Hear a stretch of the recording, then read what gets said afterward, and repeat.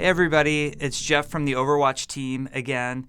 Happy to be doing another one of these developer updates. We thought we'd take a different angle this time and talk a little bit about what's coming up after the holiday break for us and a little bit of why, what we're doing is going to be relevant. So just to back up a little bit, we've heard a lot of requests for some sort of progression or reward system in the game. And it's something we're very eager to get to. And sort of the irony, some of you know this, some of you don't, but the irony is that we've actually had 2 progression and reward systems in Overwatch already, and we've cut them completely. They were total failures. So I thought one of the things that might be interesting is to tell you guys a little bit about what we did in the past and why it failed, so you'll know when we get to our new system next year why we sort of went in the direction that we did. So the first system that we tried was really interesting. It was very similar to like a WoW talent system or a Heroes of the Storm talent system where you would customize your hero. So what would happen is you would play somebody, let's say like Reaper, and level Reaper up. And as you leveled up, we would unlock different abilities for you to take. And then you'd go into combat and you'd be able to do different things with Reaper. So one of the examples we had is when he went into Wraith form, he would heal to full. So I know some of you are probably shocked, like, wow, that sounds super powerful and broken and imbalanced. And like I said, we scrapped the system for that reason.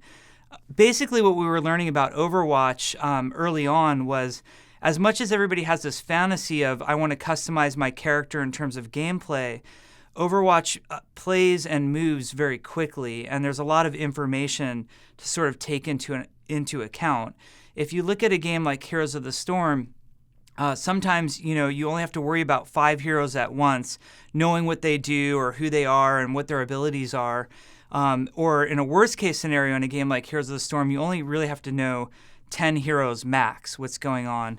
In Overwatch, you have to have every hero that could possibly be in the game in your mind in a much faster match length. So suddenly having 2 different Reapers on the battlefield, and maybe one is healing to full when he does Wraith form and the other has double distance with his shotguns, was very confusing for players and very overwhelming. So we scrapped the system. We also felt that just player power in general through a progression system, especially when there was some time investment involved, was not good for the competitive nature of Overwatch. So that was system number 1 that failed and we took out. We talked about it a little bit at BlizzCon in 2014, for those of you that remember. Then we went down another path, and when I describe this to you, you're going to say in hindsight, like, of course, that's obvious. You guys should have never put it in there in the first place, but it wasn't really obvious to us until we had put the system in and felt it. So the second system we explored had nothing to do with player power. We wanted to focus entirely on cosmetic rewards, which I'll touch on a little bit later. But what we did was we created a system where each hero had a level. There was a level per hero, and the more you played matches, the more you would level up, and wins were worth more EXP than losses, and there was certain ways to gain more EXP. And as you leveled up a hero, like let's take Tracer for example, maybe at level 2 you would unlock some cosmetic stuff, and then at level 3 you'd unlock more, and so on. And the heroes capped out at level 20 in this system.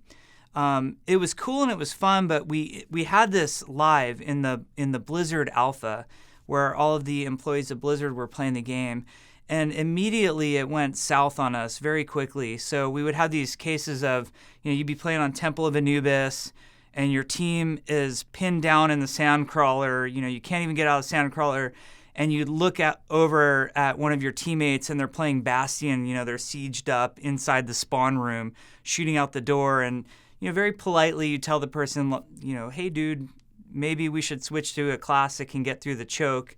And that person they'd even be really reasonable about, like, yeah, you're totally right.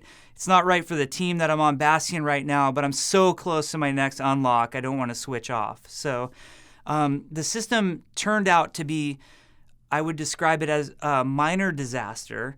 The cool part that came out of it was we came up with a lot of really compelling cosmetic stuff that, like, we had really good rewards for it that the Blizzard employees were very excited about.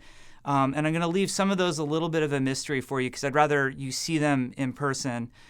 Some of them, there's already been hints out on the internet, like people, data mined the build and they saw stuff like our sprays, which I think are really cool. There are these awesome emblems that you can unlock, and you can put them actually in the 3D space in the level, sort of show off things that you had done. So those were part of the system, but we had a lot of other really, really cool stuff as part of that. But we realized that the system was encouraging the wrong behavior in a game that's about fluid team composition and hero swapping, that a system that overly rewarded you sticking on one character was just bad and wrong.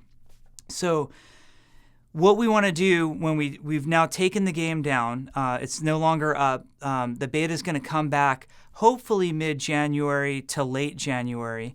If the game's not in a state that we're happy with, it might take even longer than that. We might spill into February if needed. But what we want to do is introduce a new progression system that doesn't overly reward people hanging on one hero. Like sometimes it's okay to reward that behavior. We know that there's a lot of you who have your main and you really enjoy playing that one character. And we don't want you to feel bad or wrong about doing that either. But we also don't want to overly reward that type of thing with a progression or reward system. I had a really interesting conversation with Tom Chilton, who is the game director on World of Warcraft, and he made some awesome points when talking about progression in Overwatch. We were talking about World of Warcraft, Diablo, and Overwatch, and Tom sort of said, in games like World of Warcraft and Diablo, in a lot of ways, those games are about progression, whether it be through the character leveling, the character power, or the item acquisition. It's the main motivating factor. But unless your game is inherently about progression, you want to be careful to make sure not to overly focus players on progression as the end-all, be-all. And that's how we feel about Overwatch. We feel like we would like the progression system to be light, cosmetic, and almost the way of the game thanking you for your time in it, saying like, hey, it's cool. We know you've invested some time in Overwatch, so we want to give you these light rewards that don't overly skew the way that you play the game in one way or another. Your motivation for playing Overwatch should be that it's a fun, competitive multiplayer shooter, not that you're trying to get more powerful or acquire a bunch of items. So we're probably going to take a different route with the Overwatch progression system when we get back to it.